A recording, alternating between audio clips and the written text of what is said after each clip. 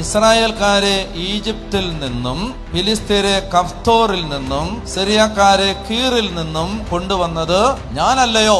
ഈ വാക്യം ഒന്ന് ശ്രദ്ധിക്കുക. ഇസ്രായേൽക്കാരെ ഈജിപ്തിൽ നിന്ന് കാനാൻ ദേശത്തേക്ക് കൊണ്ടുവന്നപ്പോ ദൈവം അതേ സമയത്ത് സൈമൾട്ടേനിയസ് ആയിട്ട് വേറെ ജനതകളെയും ഇവരുടെ ചുറ്റിനും കൊണ്ടുവന്ന് താമസിപ്പിച്ചു എന്നാണ് ആമോസ് 9:7 പറയുന്നത്. ഇസ്രായേലിനെ മാത്രമല്ല ദൈവം കൊണ്ടുവന്നത്, ദൈവം ഫിലിസ്തീരെ കഫ്തോറിൽ നിന്ന് കൊണ്ടുവന്ന് ഇവരുടെ നെയ്ബർഹുഡിൽ താമസിപ്പിച്ചു.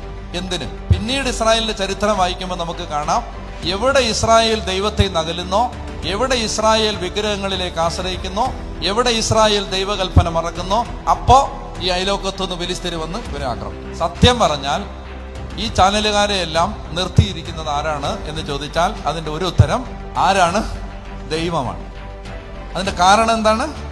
നമ്മൾ എവിടെയെങ്കിലും നമ്മുടെ ശ്രദ്ധ മാറുന്നു എന്ന് തോന്നിയാൽ അപ്പോ ദൈവം ഏതെങ്കിലും ഒരുത്തനെ കൊണ്ടുവന്ന് നമുക്കെതിരെ നിർത്തും. ഇത് കാലത്തിന്റെ അടയാളങ്ങൾ വായിക്കേണ്ട പ്രധാനപ്പെട്ട ഒരു സൂചനയാണ്. അതായത് എവിടെങ്കിലും എന്തെങ്കിലും ഒരനക്കം കാണുമ്പോൾ ഓർത്തോണം, നമുക്ക് എവിടെയോ ദൈവത്തിലേക്ക് തിരിയേണ്ട ഒരു മേഖല ദൈവം നമ്മളെ റിമൈൻഡ് ചെയ്യുകയാണ്.